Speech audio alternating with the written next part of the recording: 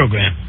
Well, I was glad to have you on my program. This is a, pretty important subject to me. I know that there's a lot of religions out there, and, well, I think you and me both know, after a little bit of research, that can't all of them be the one true path to God. They probably all have a little bit of the way. You just have to figure out which is and which is not. You know what I mean?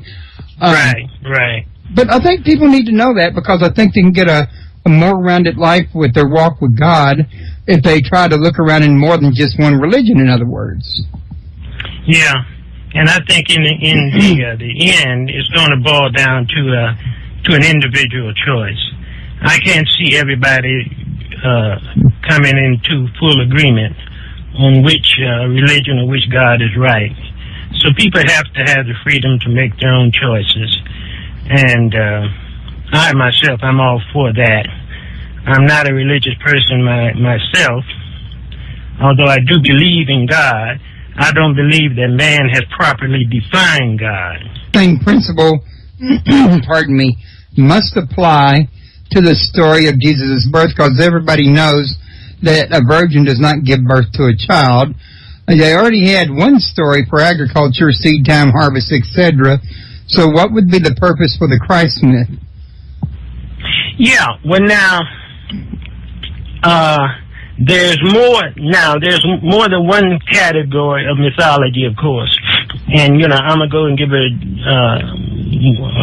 one, I would say, a solar explanation of what you just asked. But, of course, there's more than that. I mean, we know that literally a virgin cannot give birth.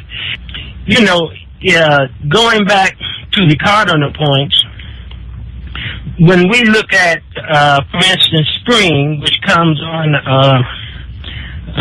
March 21, now in the mythology, that particular the vernal equinox is looked at as a time of conception. Now we know that with spring, the earth becomes fertile and is ready for planting and so forth.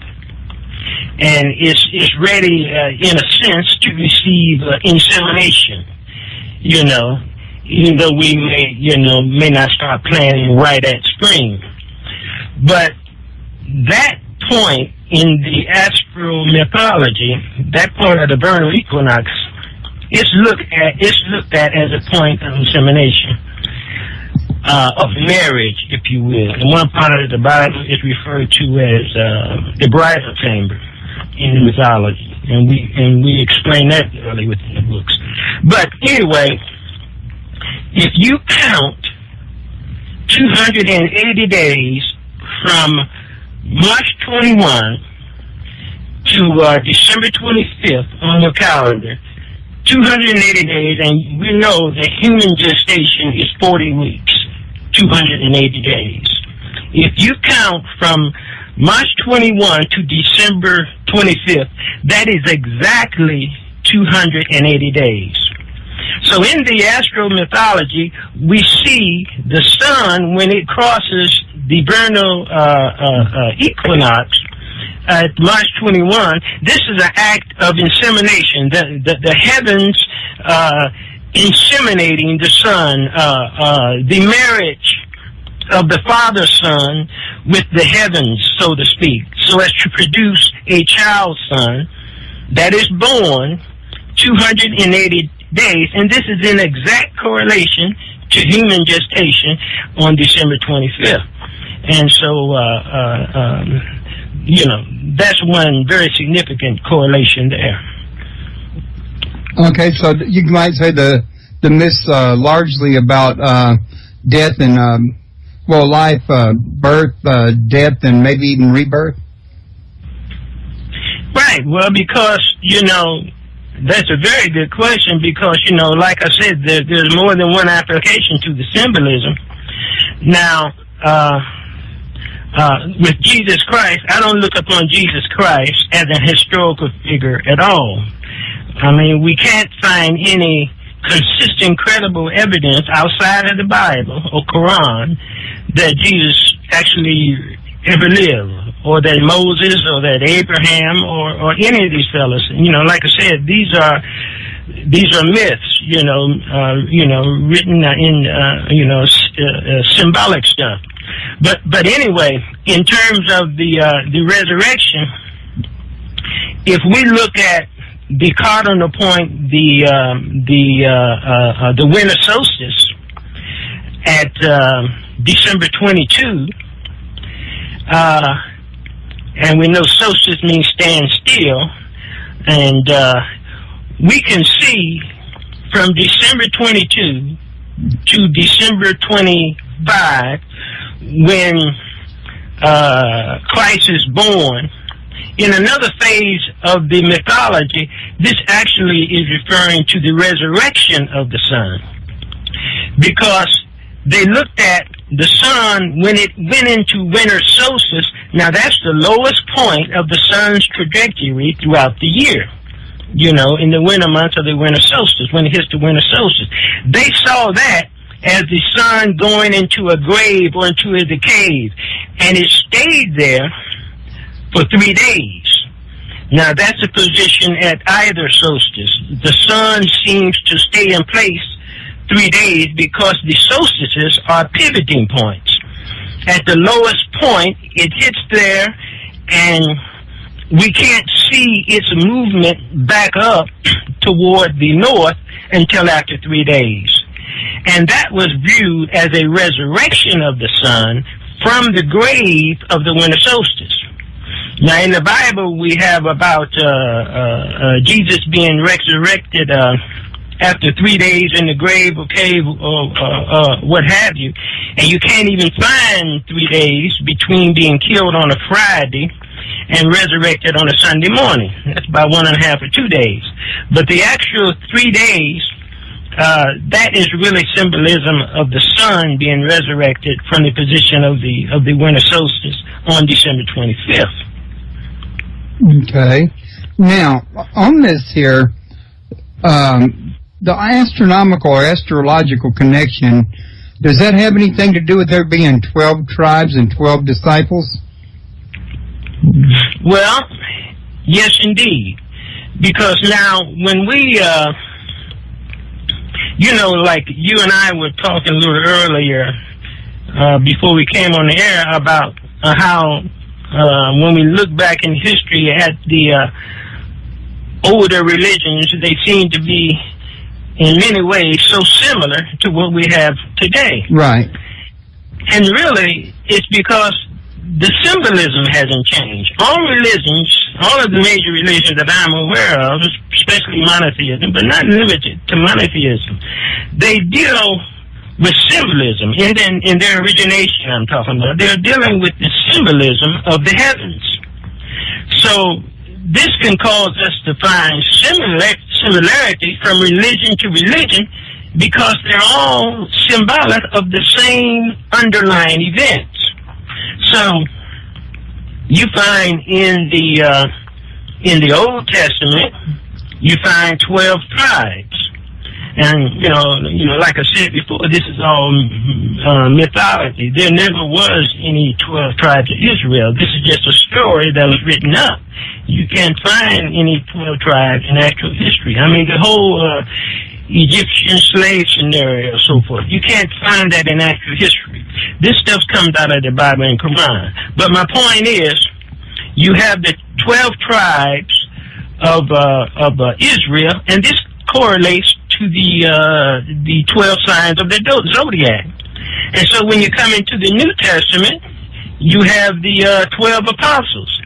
It's the same symbolism. Instead of calling them tribes, I mean, they call them whatever fits the subject matter or the culture or the storyline. They're called apostles. But the 12 apostles, they're symbolizing the 12 zodiac constellation, just like the 12 tribes of Israel was symbolizing the 12 zodiac constellations. It's all the same symbolism. Okay, so are there any other messages inside of this that we're unaware of? I tell you now, one thing that comes to my mind that I can mention kind of briefly as to give another example. the type of things we interpret with my books. And like I say, I can just give you an overview because this is really kind of convoluted in a way when you don't have charts and graphs. Within my books, I provide charts and graphs to help the explanation. And of course here, right now, we're just dealing with words, and so things can't be as clear. But now, in Genesis of the Bible, for instance, we're told that God created the world in 7 days. Was 6 days of work, and he rested on the seventh day.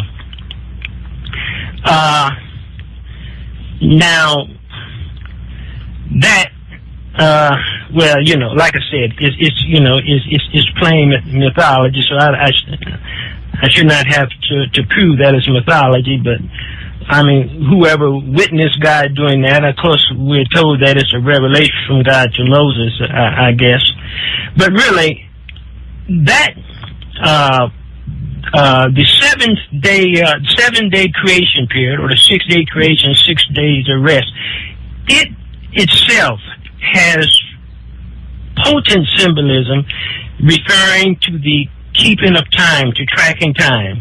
As I said, this whole religious thing, not that it was planned that way, it started with tracking time. It started with astronomy, tracking time. Then mythology evolved from astronomy as a symbolic way to keep the records of tracking time. And then when religion finally evolved, it took on the aspects of the mythology and just changed the names of the angels and demons of mythology into the prophets and angels and so forth, and devils, what have you, of religion. It's just a changing of name of the same subjects, as we just discussed with the 12 tribes and the 12 apostles, all referring to the 12 signs of the zodiac. But anyway, the actual what the creation story in Genesis is actually describing the commencement of the Hebrew calendar system, and the 6 periods of creation is actually referring to their dividing the cycle of the moon into 6 segments and a 7th segment where it rests. We say that God worked for 6 days and he rested on the 7th day. This actually refers to the moon god sign, S-I-N. This is what the name of the moon god. I mean, the Semitic people, historically, anciently, and even today it holds over, they were worshipers of the moon god. Some people worship the sun god. They worship the moon god. The Semitic people, that includes the Arabs, the Jews, the Akkadians, who ruled the land of the Mesopotamian area there about 3,000, 4,000, 5,000 years ago, whenever it was. These were Semitic people, and they worshiped the moon god sign. And this moon god refers to the moon.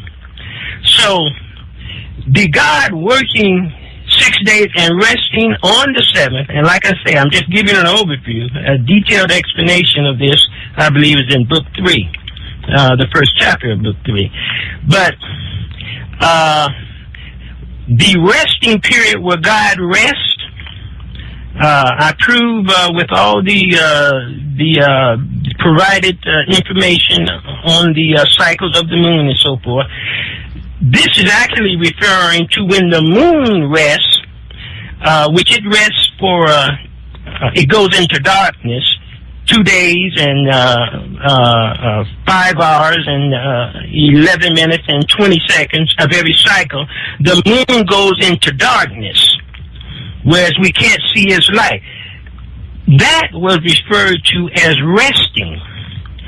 And now you notice if you read this portion of Genesis about creation, some people think that the editors made a mistake, but on the first day of creation, God created light.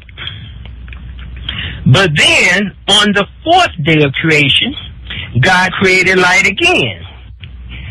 It says that God created the sun and the moon on the fourth day of creation. Well, it started off on the first day it created light.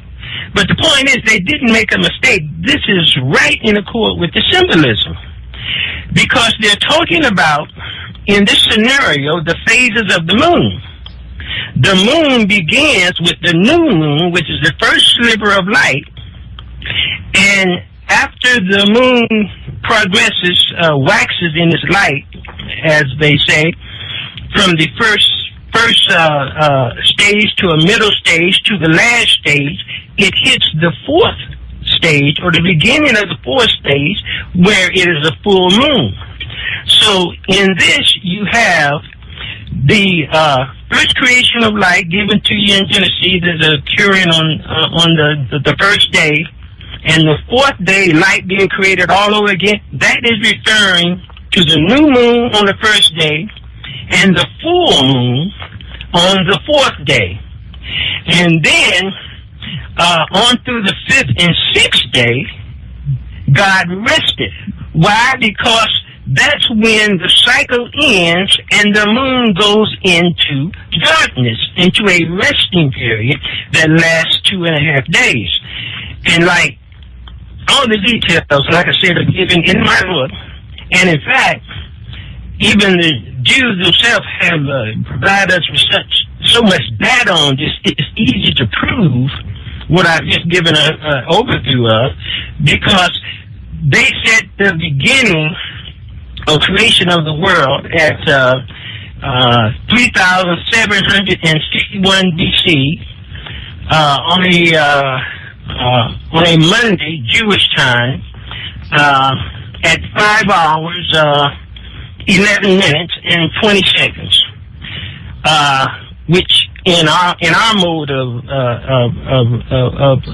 keeping time, it would be 11 p.m. And 11 minutes and 20 seconds on a Sunday. But with them, of course, their day beginning at 6 o'clock in the evening, this is their Monday. But their records of creation, as they give it in their religious teaching, take us back to that time, to the exact date and day. In fact, they give the date of this creation as a time equivalent to October 7th, as I said, on a Monday. But anyway, when you check the star charts for that date, you can actually see that date is the date of when the new moon appeared in 3,761 BC. This creation story, that's what it's describing. The beginning of their calendar system with the new moon of 3,761 BC on a Monday Jewish time at 5 hours and 204 parts, or halakam, if I'm saying it right. They use the term halakam. It's derived from a helik, which covers 3 and a third seconds. But anyway, that's just further cooperation. Once your audience choose to read that, they'll find the details, graphs, and all the proofs that show that this thing that we call religion, it can be traced back to the tracking of time. And the various myths or stories in the Bible are really symbolic tales of astronomical interactions.